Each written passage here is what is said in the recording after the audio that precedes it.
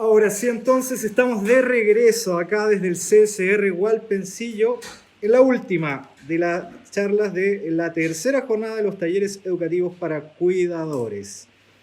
Estamos acá con el enfermero Julián Carrillo, quien nos va a hablar sobre las nociones básicas del RCP para cuidadores. Así que nos dejamos con él para que lo escuchen atentamente.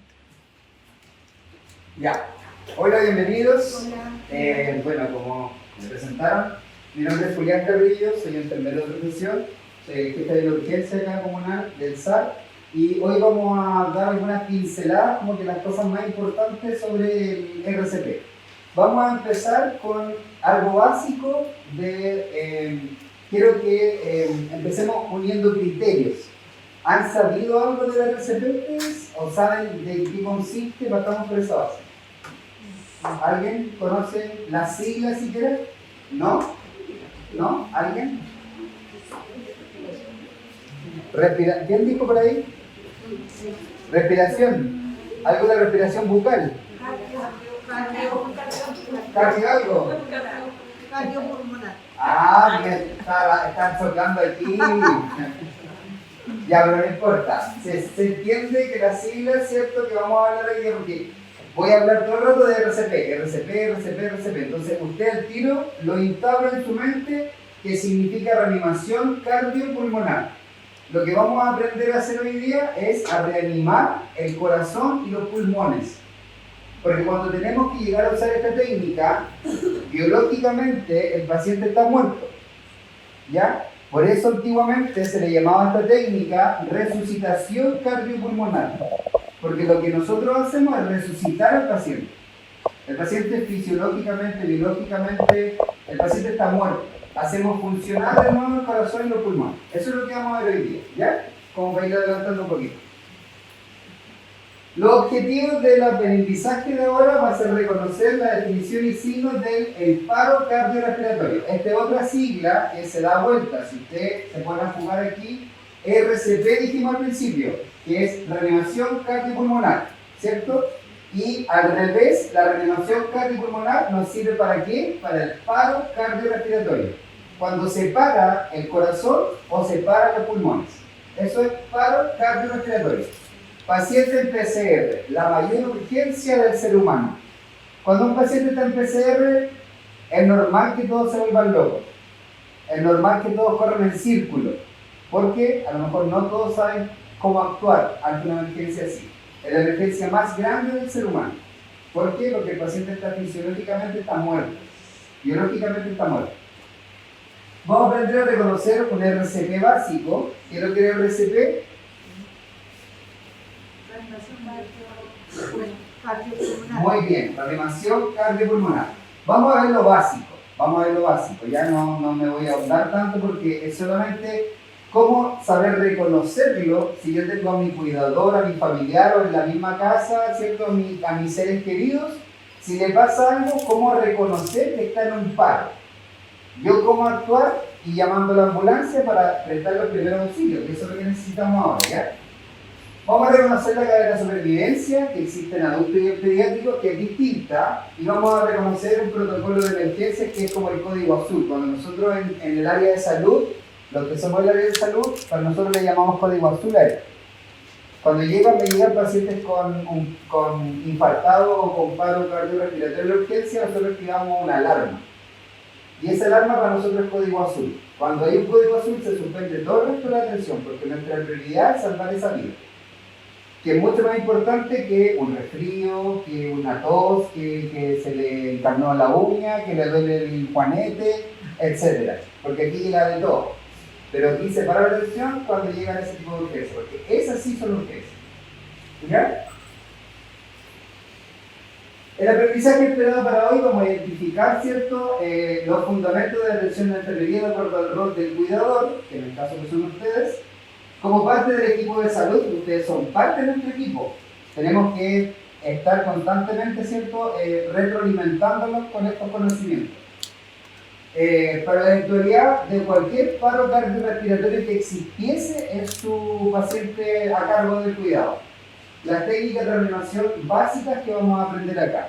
contraje un invitado que se llama Alejandro, ahí se lo voy a presentar. Ya, entonces estábamos en un PCR. ¿Qué es un PCR? Vamos recordando lo que hemos hablado. Paro cardiorrespiratorio. Perfecto, muy bien. Ahí está, ¿cierto? El PCR es un paro cardiorrespiratorio.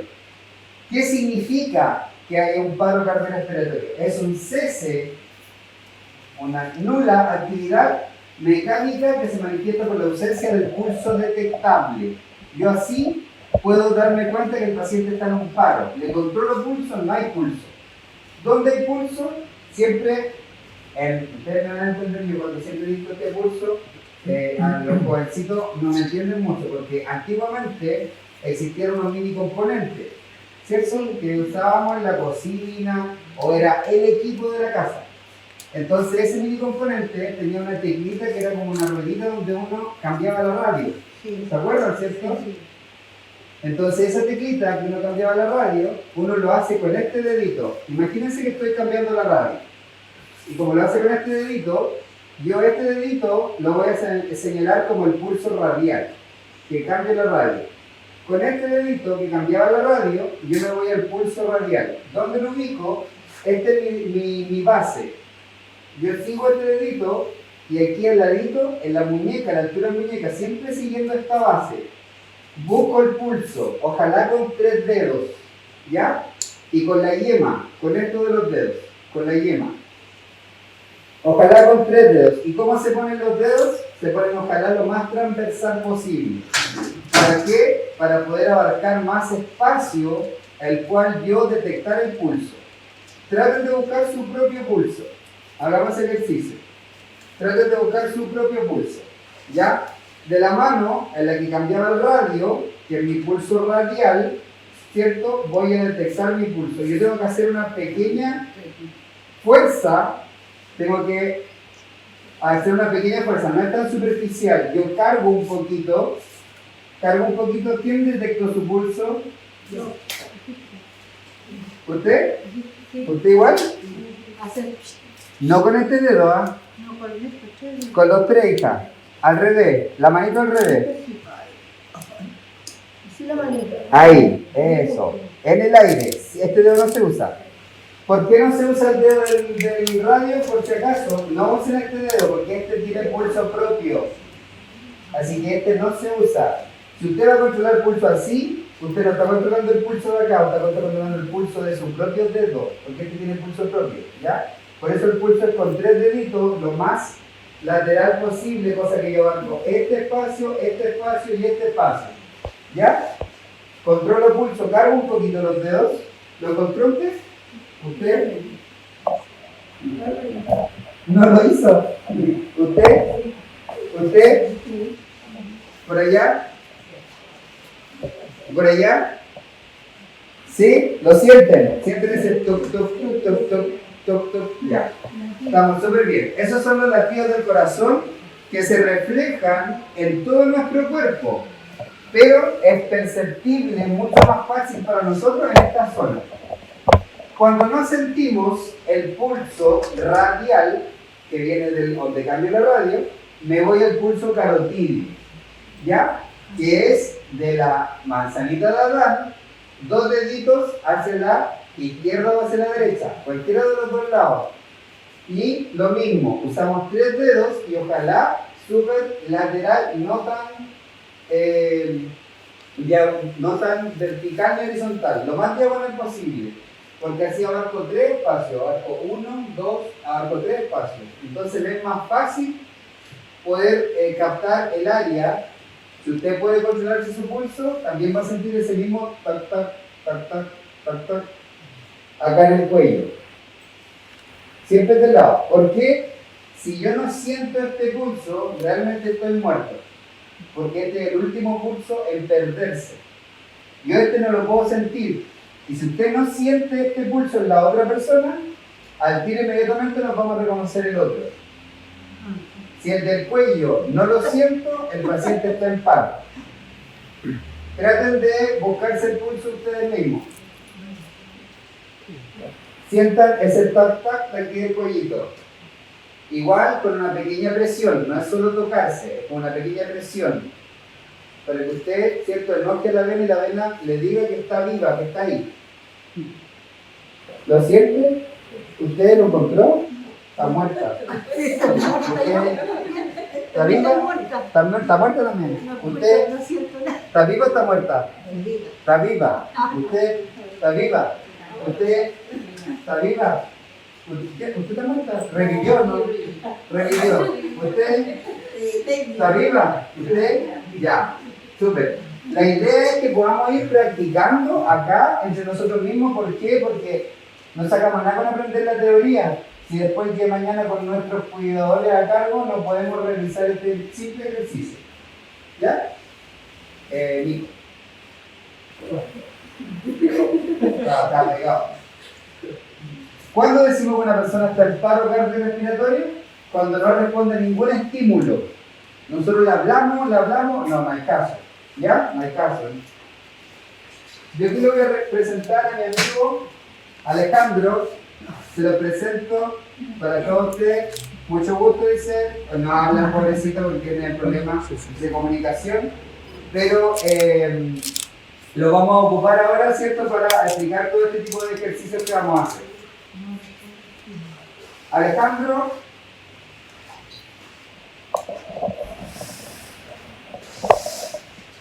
va a ser nuestro modelo. Entonces nosotros, ¿cómo sabemos que el paciente está en paro? El paciente nos acercamos a él, ¿cierto? No responde. Alejandro, ¿estás bien? ¿Te sientes bien? No responde, no me responde nada. Yo lo pellizco si es necesario. Le doy un pellizco. Alejandro, ¿estás bien? No, mientras tanto le estoy hablando y le estoy controlando pulso. Radial, al tiro. ¿No siente el pulso radial? No me responde, sigo hablando con él, para ver si respira, al menos si se le mueve la capa torácica, si está respirando. Hago todo eso, ojalá en un segundo. Estoy hablando con él y estoy evaluando si me responde. No me responde, yo el tiro pulso carotidio. Le toco el cuello. No hay pulso carotidio. ¿Qué pasa con Alejandro? Está en paro. Biológicamente está muerto. Si está en paro, ahí recién yo sé, ¿cierto? ¿Por qué? Porque no responde a estímulo, no respira y no tiene ningún pulso. Entonces, yo sé que el paciente está en paro. El paro cardiorrespiratorio es la mayor emergencia médica que nosotros podamos presenciar. No solo está en juego la sobrevivencia del paciente, sino también su calidad de sobrevida. ¿Por qué? Porque mientras más tarde yo reacciono ante esta emergencia, más secuelas le voy a dejar al paciente. Cuando el paciente se demora mucho tiempo entre que se le hace el primer auxilio de hacer el buen RCP, el paciente tiene daño neurológico. ¿Por qué? Porque el paciente está muerto, ¿cierto? Como el paciente está muerto, no llega oxígeno al cerebro. Como no llega oxígeno al cerebro, después cuando nosotros sacamos a estos pacientes, los revivimos, el paciente queda vegetal, queda sin control de esfínter, queda con hemiparesia, queda con tetraplegia, etc. Con cualquier otra complicación, porque el paciente pasó de la muerte a la vida, pero con alguna complicación.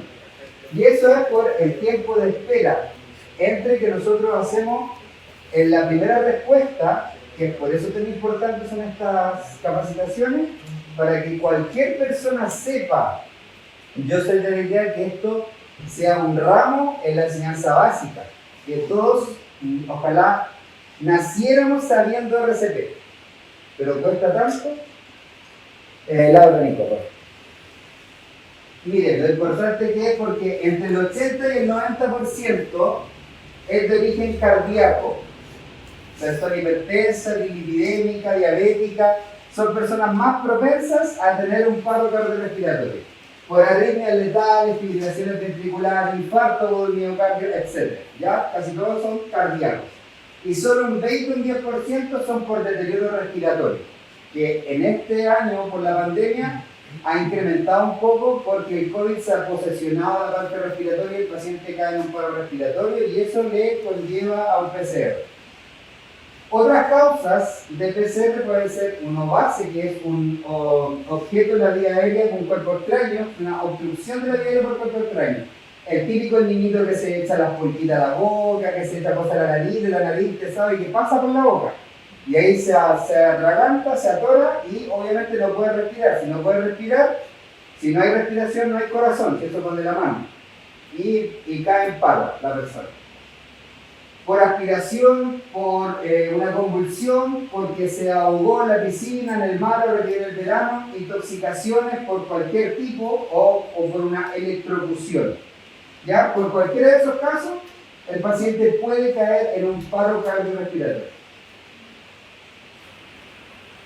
¿Qué pasa con este paciente? Hay una interrupción del flujo sanguíneo al cerebro, lo que explicamos recién. Si no pasa sangre al cerebro, no hay oxígeno. El cerebro empieza a debilitarse, se le empieza a morir como hemisferios. Al cerebro se le murió un pedacito de acá, y justo ese pedacito de acá era el que controlaba el esfínter. El paciente lo salvamos, pero no tiene control de esfínter. A lo mejor el paciente se le murió en ese rato, sin oxígeno, un pedacito del otro lado, el paciente no se puede mover. Despertó, pero sin movimiento. ¿Ya? Es por eso también la importancia de los segundos en los cuales nosotros podemos responder. A los 15 segundos de que el paciente cae en paro, ya hay pérdida de conciencia.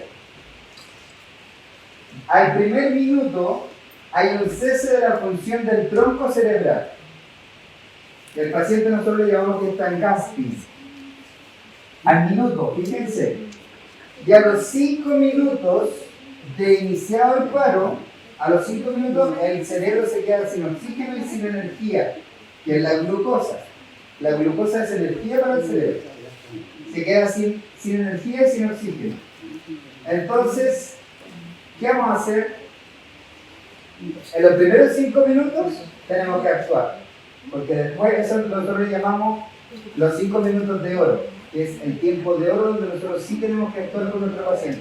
Si nos pasamos 5 minutos, seguro que nuestro paciente va a tener un daño neurológico. Dígame.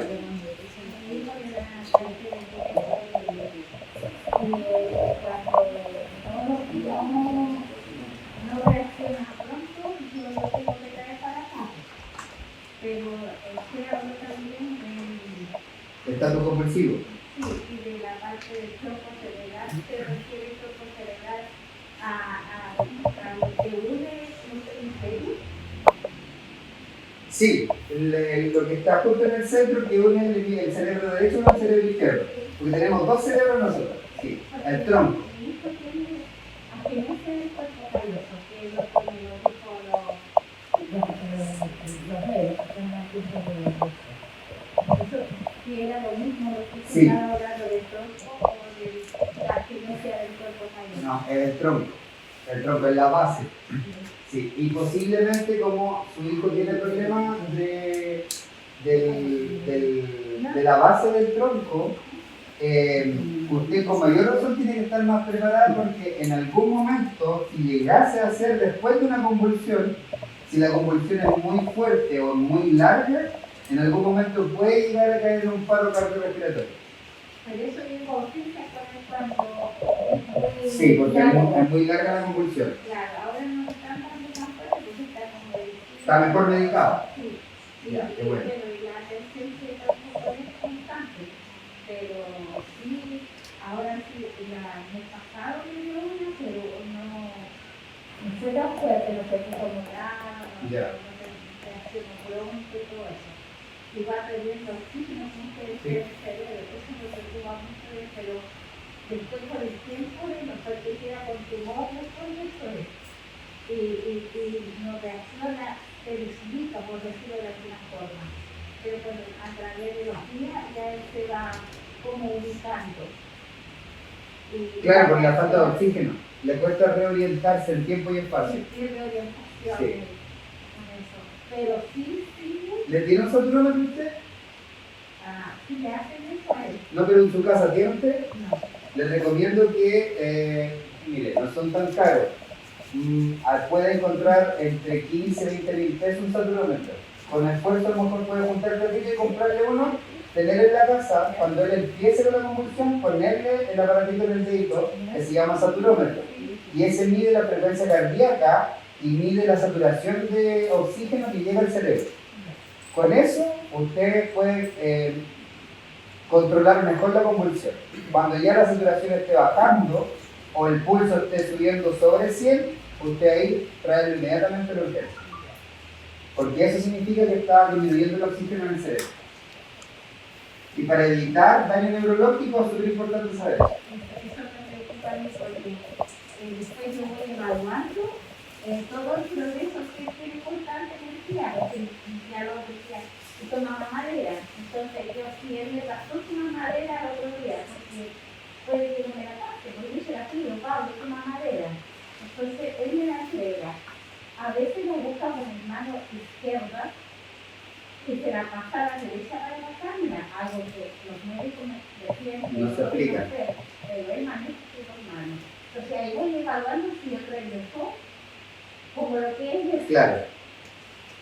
Si está con todos sus sentidos, pero le cuesta un poco. de acuerdo a su estado que tiene él.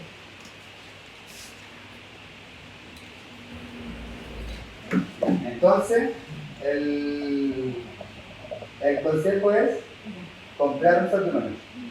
Y usted ya va a saber en qué momento traerlo. O cómo nosotros podemos dominar la situación en casa, o cuando ya no la pueda dominar, inmediatamente se le empieza a subir la frecuencia cardíaca sobre 100, hay que asustarnos.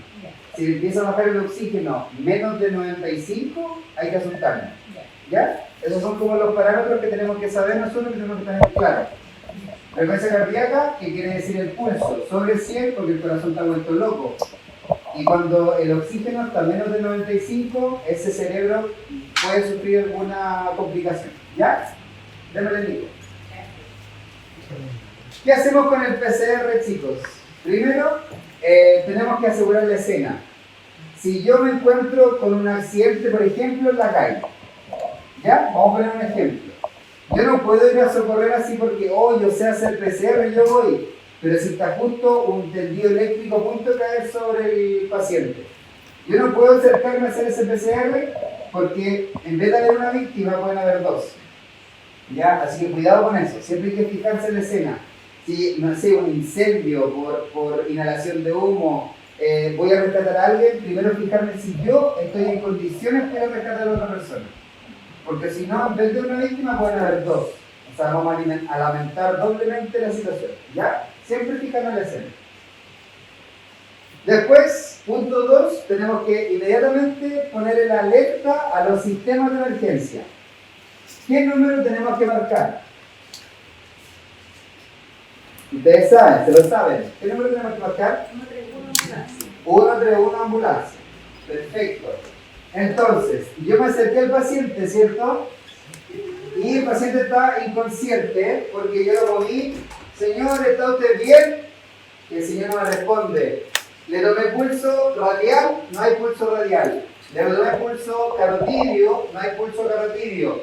Lo primero que hago, al darme cuenta que está inconsciente en paro, llamo ¿a dónde? 131. Aló, señorita, tengo un paciente inconsciente en Gran Bretaña, esquina Alemania. Tengo que dar descripciones, ¿dónde estoy? Dejarlo en altavoz. Dejo el celular en altavoz y le estoy diciendo, mire, paciente masculino, aproximadamente 50 años, patologías de base, no sé, si usted lo conoce va a poder dar más datos del paciente. Ya, paciente masculino, 50 años, patología de base, hipertenso, diabético, postrado en cama. Lo otro, si le toca hacer a usted un RCP en la cama, ojalá de la cama tirarlo al suelo. Por si acaso, no se puede hacer este ejercicio, no se puede hacer en una cama. ¿Por qué? Porque la fuerza que yo voy a ejercer en el tórax de mi paciente, la cama me la va a devolver. El colchón, el resorte, la cama me la va a devolver. Tiene que ser una zona pareja y dura. Paciente, sábana al suelo. En el piso, y ahí recién empiezo a hacer el RCP. ¿Cómo tengo que comprobar? Alerta, está alerta a la voz, al dolor, si está inconsciente, tengo que hacer esa sigla que está anotada ahí en el proyector. Si el paciente no responde, empezó el paro. ¿Cambiamos?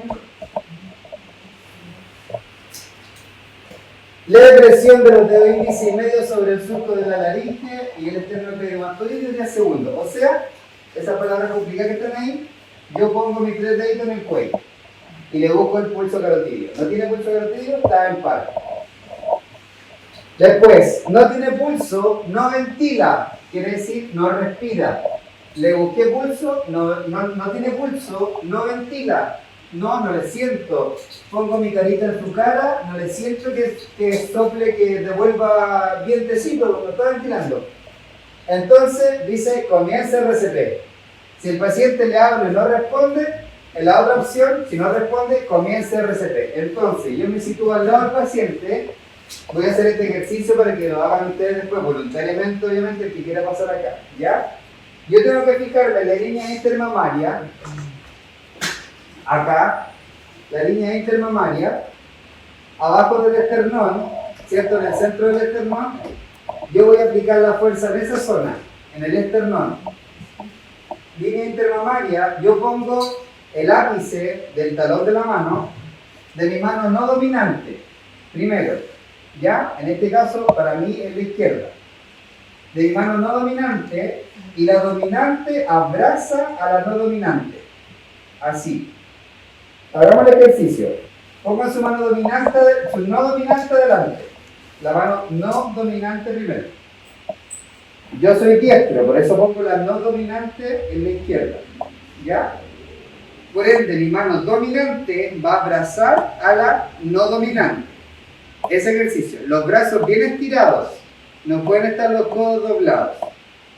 Con ese ejercicio, como estamos todos posicionados perfectamente, ¿cierto? Vamos a situarnos en el paciente, ¿ya?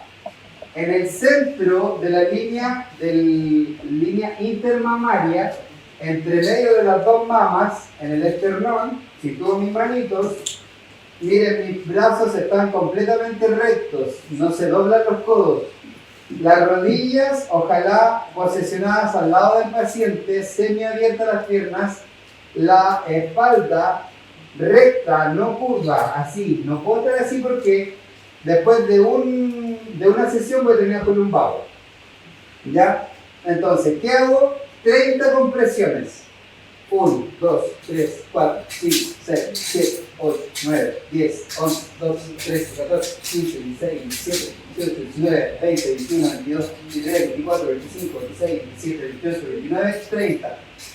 Son 30 y a ese ritmo yo después sujeto la frente de mi paciente. Al sujetar la frente de mi paciente como que tiro un cuello un poquito hacia atrás. ¿Por qué? Porque el paciente, es cierto, levanto el cuello, ahí se fijan que hay un cambio. Si yo hago esto, levanto el cuello, al levantar el cuello, ¿yo qué hago? Posición anatómica, hago esto, y por ende la nariz perfectamente me queda más libre para poder respirar. Yo levanto el cuello de mi paciente y aprieto con mis deditos la nariz del paciente. Al apretar la nariz del paciente, me va a quedar la técnica para con mi boca hago la respiración boca a boca del paciente. Son 2 insuflaciones de boca. Yo respiro primero. 1, 2. Esa es la técnica y el ritmo, ¿ya? Como que le doy un besito, pero tengo que respirar primero. Para llenarme mis pulmones de aire y después le ayudo a llenar los pulmones del paciente. Entonces, aspiro, 1, 2, y después sigo, 30 más, 30 masajes más, ¿cierto? Después lo mismo, frente, nariz, tapo y vuelvo a dar las 2 respiraciones. Hago 30 ciclos de masaje por 2 respiraciones. ¿Cuántas veces? Por ejemplo, masaje, respiración, ese es un ciclo. Tengo que hacer 5 ciclos para recién yo poder descansar. Por si acaso esto es muy cansador, es muy agotador. Con un ciclo ya vamos a estar pero con la lengua afuera. Por si acaso, se lo advierto. ¿Ya? pero tenemos que hacer 5 ciclos para recién poder descansar. Si hago menos de 5 ciclos es porque el masaje no sirvió de nada. Tengo que hacer 5. Yo voy a hacer 1 y voy a quedar planchado. Con el mismo ritmo, ¿ya? Para que después, no sé si ustedes quieran pasar acá, hacerlo, yo les voy diciendo si lo están haciendo bien, lo hacen mal. La idea es poder ir corrigiendo acá mismo, ¿ya? 1, 2, 3, 4, 5, 6, 7, 8, 9, 10, 11, 12, 13, 14, 15, 16, 17, 18, 19, 20, 21, 22, 23, 24, 25, 26, 27, 28, 29, 30.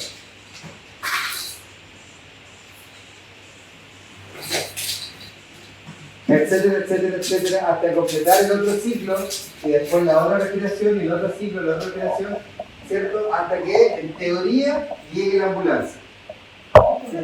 5 ciclos. Al 5.º ciclo recién yo puedo descansar yo para oxigenarme, porque si no, insisto, van a haber 2 bichos. Me oxigeno, descanso y al oxigenarme yo reevalúo al paciente. ¿Sirvió de algo el oxígeno que le presté? ¿Sirvió de algo el masaje que le hice? Puede que a lo mejor el paciente esté inconsciente, pero esté respirando. En esos 5 ciclos yo evalúo pulso de nuevo, evalúo respiración, me acerco a la mejilla, ¿cierto? A ver si está respirando o no. Y si está respirando y si está con pulso, el objetivo está logrado, porque lo reviví al paciente. Ahora que esté inconsciente, sí, eso da lo mismo, eso se recupera después. Pero el paciente al menos está con vida. Ese es nuestro objetivo. ¿Ya? ¿Pasemos a la otra?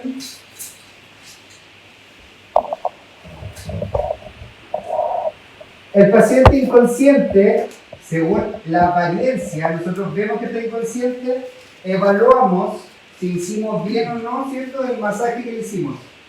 Si el paciente está aparentemente consciente, lo mandamos a evaluación a atención primaria, ¿cierto? Esperamos que llegue la ambulancia, lo llevamos al servicio de urgencia más cercano, etc.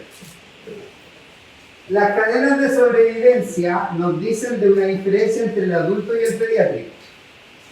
En el adulto me dicen que tengo que observar, tengo que llamar, tengo que realizar el masaje, esperar que llegue la ambulancia porque me va a desfibrilar el paciente y después el paciente queda hospitalizado. En el pediátrico me dice que primero tengo que llamar y tengo que actuar inmediatamente, después llega la ambulancia, lo trasladan y queda hospitalizado. Hay una pequeña diferencia entre el adulto y el pediátrico. El adulto dice que usted tiene que actuar primero, examinar al paciente, después llamar. Aquí hay una diferencia, fíjense. En el adulto, primero examinar al paciente, darse cuenta si está con pulso, si está inconsciente, y ahí recién iniciar la maniobra llamando a la ambulancia. En el pediátrico es totalmente distinto, porque si un niño, aunque esté como esté, no puedo darme el tiempo de examinarlo, tengo que primero llamar y después a iniciar la maniobra. Ahí hay una pequeña diferencia. Termino. Ya, acá lo que les decía yo, lo mismo que les estaba explicando en la cadena, los pasos de la cadena de un adulto. Pasen a...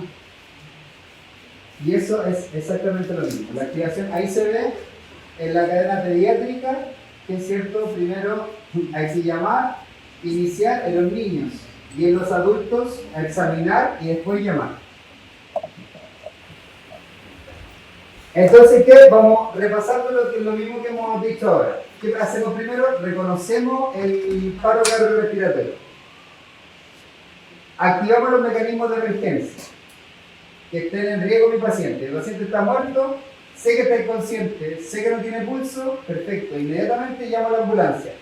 131 y con indicaciones claras. Si nosotros le vamos a pedir a alguien que llame a la ambulancia, igual tiene que ser con indicaciones claras.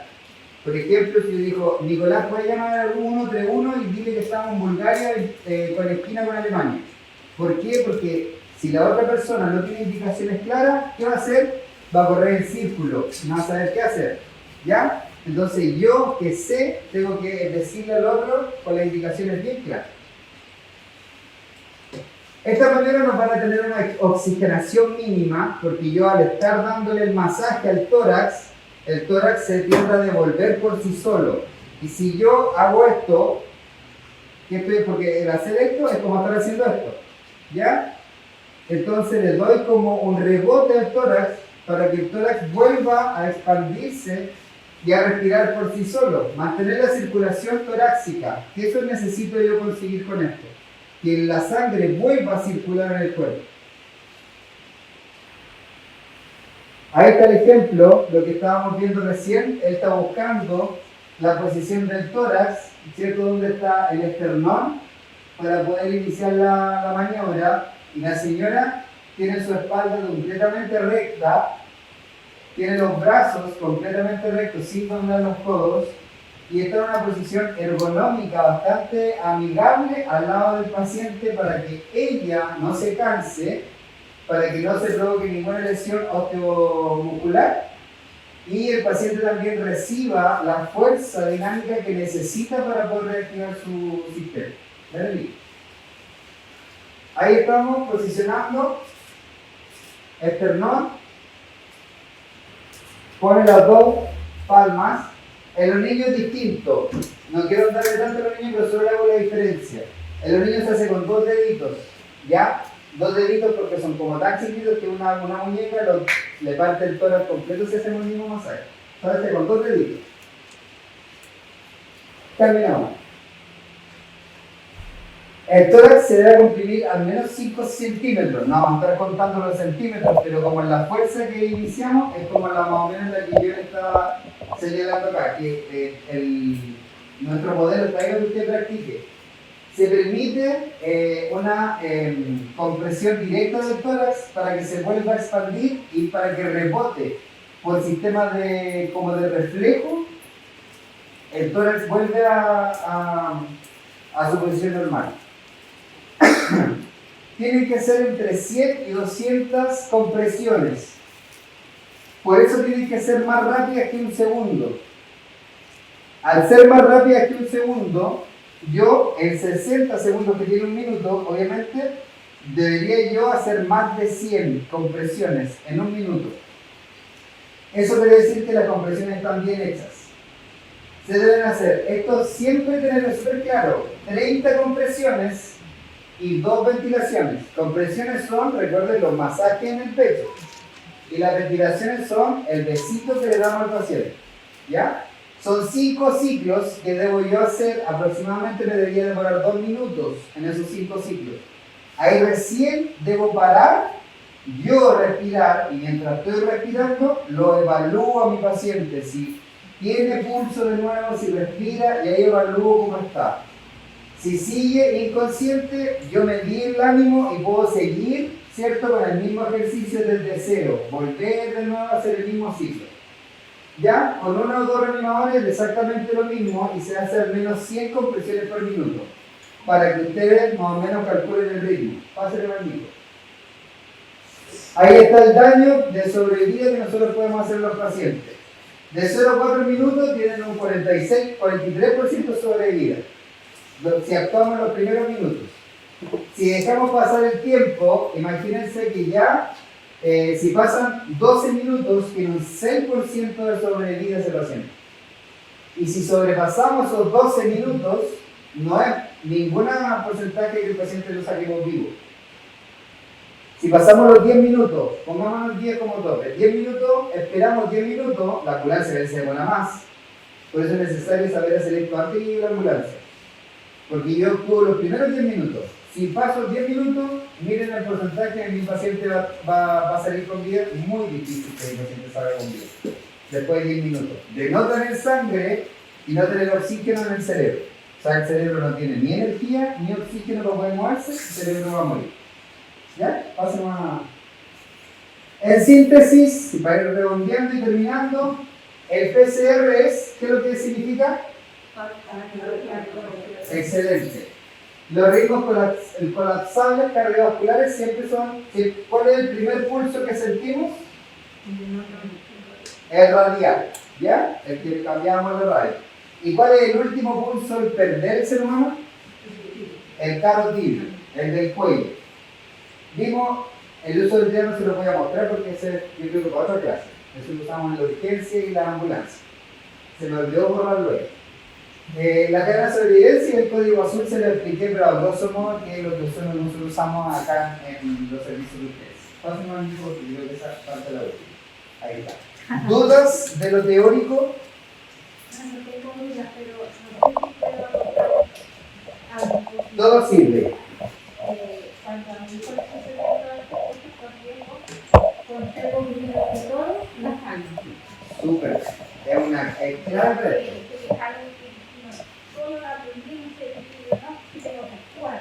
Entonces, solamente la calma, observo mucho, tomo los tiempos que voy adelante, tomo los tiempos. Eso que queda acotar. Excelente. Me ayuda mucho a mí para poder expresar lo que ¿Y la experiencia la experiencia la ha enseñado me ha eso? ayudado mucho, con 34 años.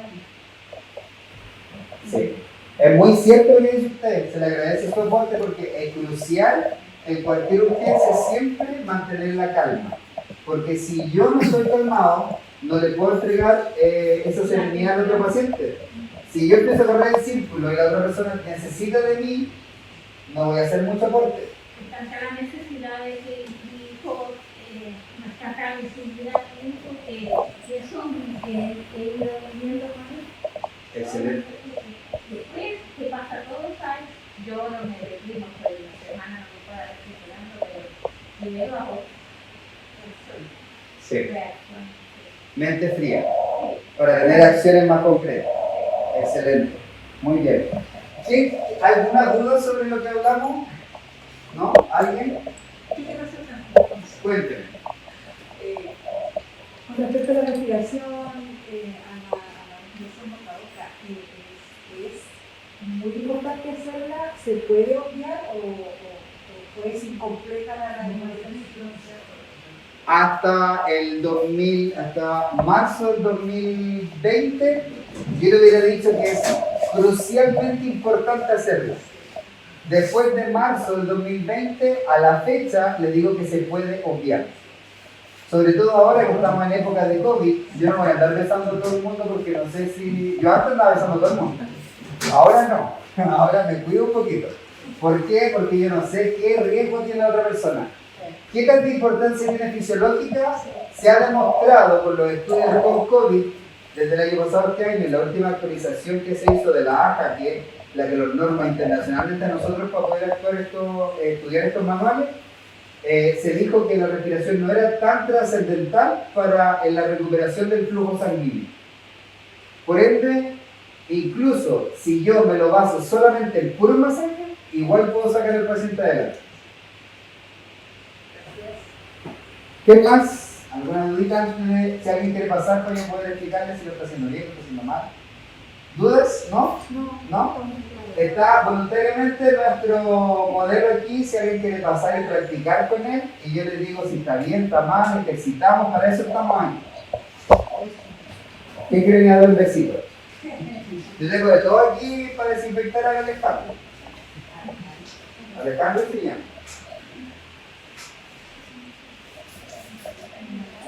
A dar un besito con alcohol. No, pero besito con mascarilla. Por último, los masajes, si no es necesario que lo besen, pero bueno, los masajes. Venga nomás, venga. Si para eso estamos.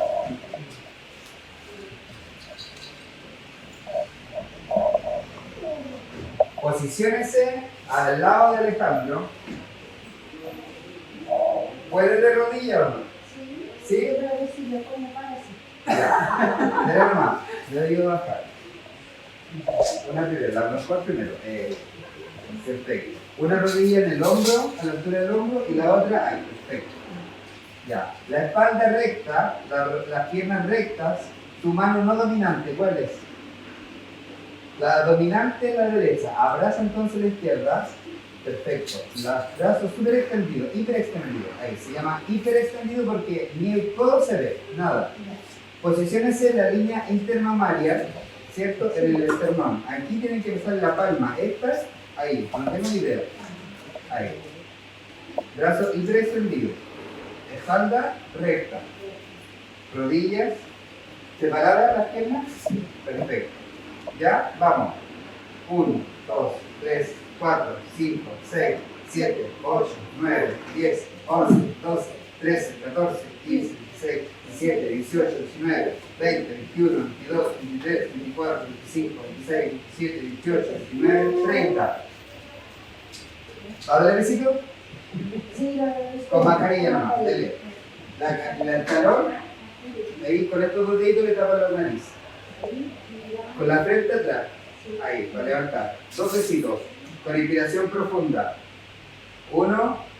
Respire usted. El segundo. Perfecto. Masaje de nuevo. Ahí hizo recién un ciclo. Vamos al segundo ciclo. Yo no le voy a decir nada ahora. Vamos a ver solita.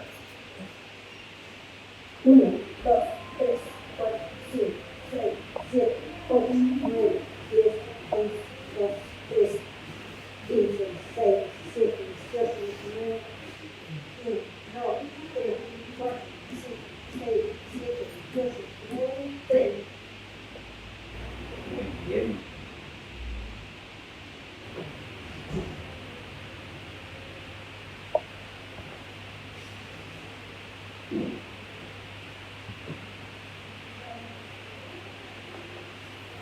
Perfecto. ¿Qué quiere que le diga?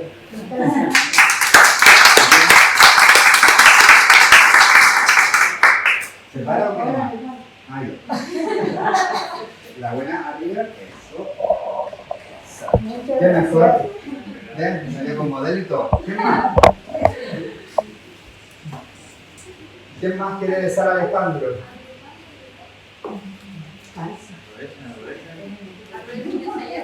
Aprovechen que Alejandro no va a reclamar nada.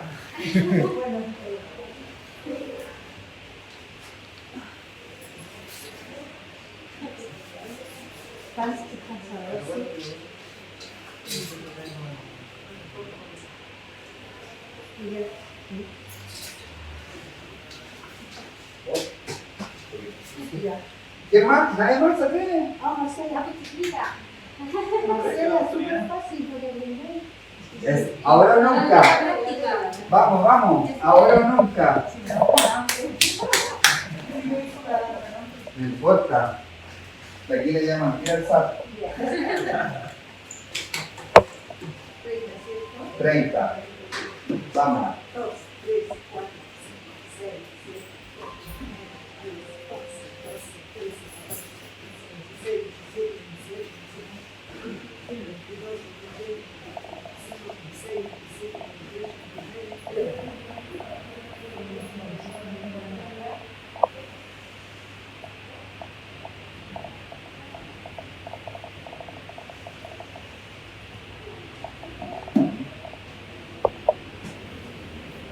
29, 30. En voz alta. 5, 6, 7, 8, 9, 10, 11, 12, 13, 14, 15, 16, 17, 18, 20, 21, 22, 23, 24, 25, 26, 27, 28, 29, 30. Excelente. Excelente. Vamos. Muy bien, muy bien. ¿Qué más? ¿Qué más? Por este lado. Como por esta mitad de acá. Para acá alguien. De acá ya sacaron la cara. Vaya nomás, madre, si se entiende. Vaya nomás, vaya nomás. Si entendió, estamos súper conformes. ¿Qué más? Para acá, digo yo, de aquí para acá. ¿Alguien se atreve?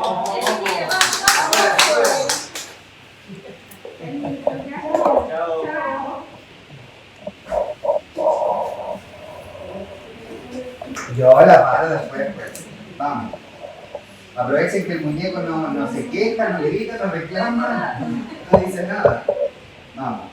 Posición de la mano. Ya. Buscamos esternón. Perfecto. En voz alta siempre.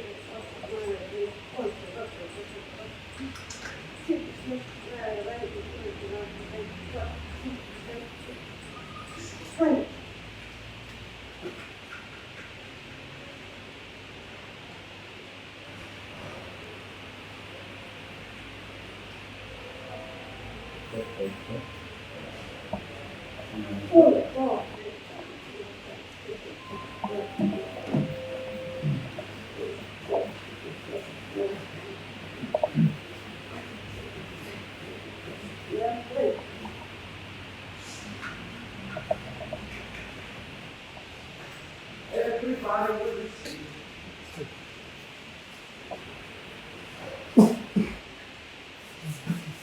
Espectacular.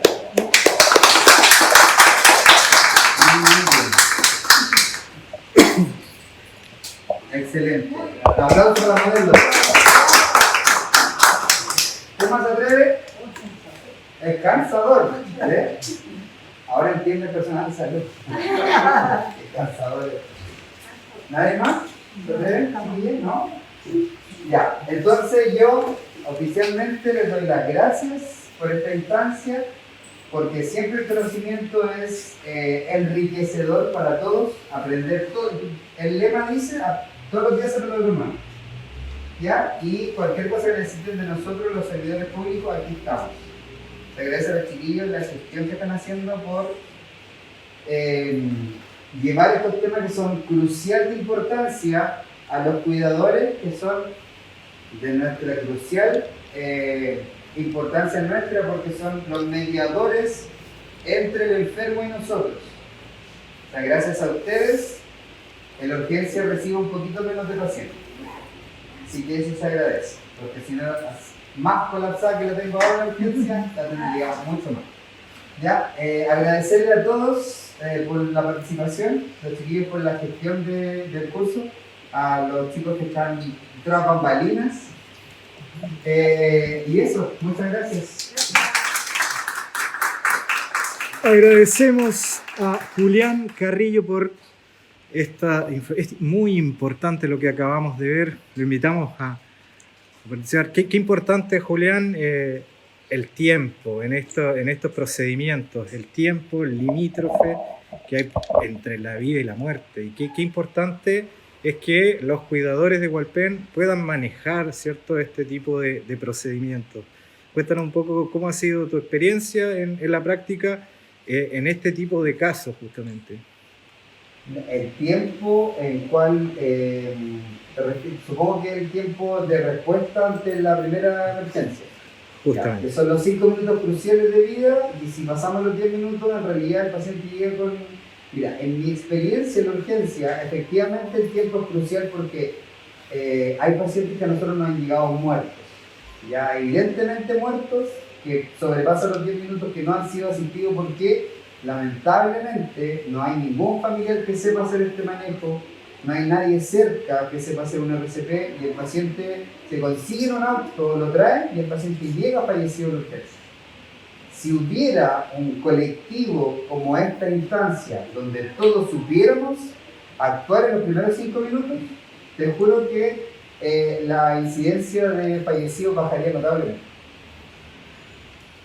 Es crucial, entonces. Bueno, te agradecemos por esta importantísima charla y le damos la despedida, bueno, a todos quienes estuvieron presentes, también a los miembros del CCR Hualpencillo.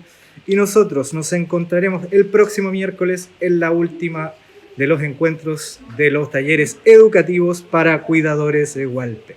Muy buenas tardes.